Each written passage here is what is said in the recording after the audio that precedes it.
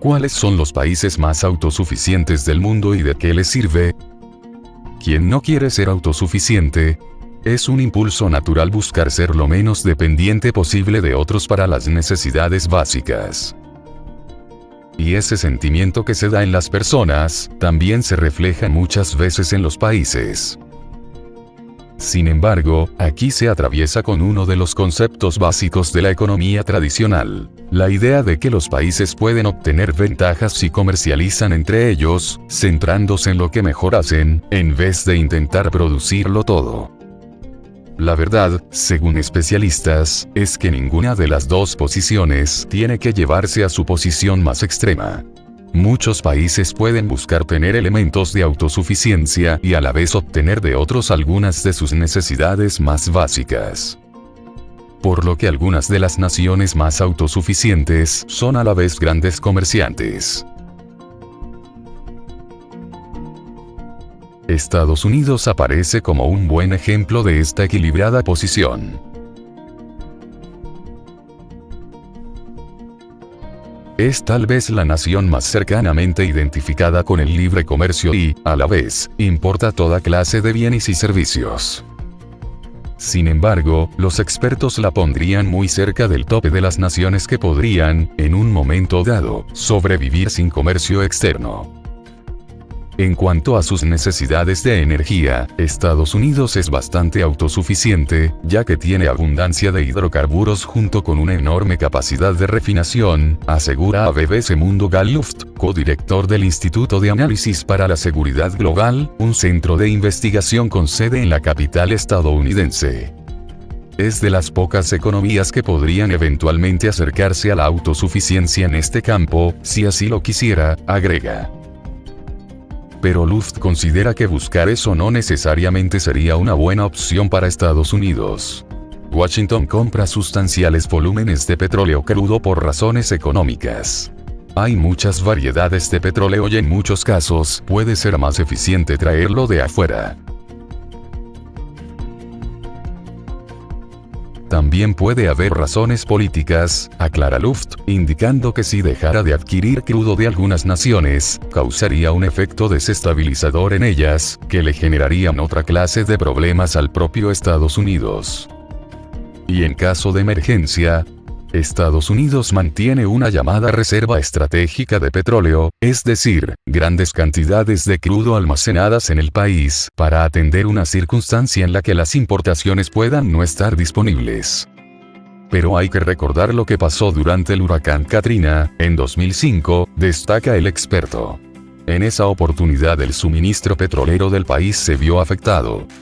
Estados Unidos en ese incidente ni siquiera pudo usar su reserva estratégica y terminó teniendo que importar petróleo, le asegura Luft a BBC Mundo, insistiendo que, en su opinión, estos mecanismos apenas aspiran a garantizar la autosuficiencia por unas semanas, a lo sumo. Noruega es otro de los ejemplos enumerados por Luft al mencionar las naciones que podrían aproximarse fácilmente a la autosuficiencia energética. Pero, en su opinión, tampoco les interesaría. ¿Qué ganan con ser autosuficientes y cerrarse al resto del mundo?, pregunta Luft. Otra medida de autosuficiencia es la capacidad de producir su propia comida. Oponiéndose a los que aseguran que el libre comercio es siempre la manera más eficiente de manejar las necesidades de comida de los países, otros esgrimen argumentos como el de la seguridad alimentaria para pedir que se conserve una capacidad interna de producción de alimentos. Nuevamente, hay expertos que piensan que los dos conceptos no son irreconciliables. Y aseguran que las naciones más autosuficientes son a la vez grandes importadores de comida. Muchas veces la idea de la autosuficiencia alimentaria es calificada por sus críticos como una posición extrema, ineficiente e incluso peligrosa, le dice a BBC Mundo Jennifer Clack, experta en seguridad alimentaria y sustentabilidad en la Universidad de Waterloo en Canadá, refiriéndose a la situación en que un país cierra completamente sus fronteras y se rehúsa a participar en cualquier transacción comercial, buscando producir la totalidad de su comida. Pero otra manera de entender la autosuficiencia, asegura la catedrática, es cuando un país busca producir parte de su comida a un nivel equivalente a 100% o más de sus necesidades de consumo. Eso no impide el comercio. Puede que en algunas circunstancias esos países quieran importar algunos bienes alimenticios, pero su capacidad doméstica es suficiente.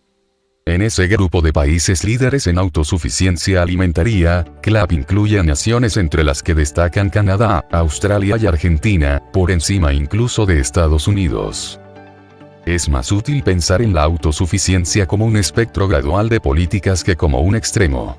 Muy pocos países en el mundo están cerrando su frontera a todo el comercio, o dependiendo del comercio para todo su consumo de comida. La mayoría de naciones están en un punto intermedio, asegura la académica. Cada país tiene que evaluar su propia situación, pues enfrentan diferentes circunstancias. No puede decirse si la autosuficiencia es una buena o mala idea en general. Hay muchos casos en que un país puede estar interesado en mejorar su capacidad de producir ciertos bienes, por ejemplo el arroz, que se ha visto susceptible a mucha volatilidad de precios, puntualiza CLAP. De modo que en la búsqueda de la autosuficiencia, los expertos recomiendan evitar posiciones absolutas y asumir más bien el pragmatismo a la hora de establecer qué tanto van a depender de fuentes foráneas para satisfacer sus necesidades de bienes básicos.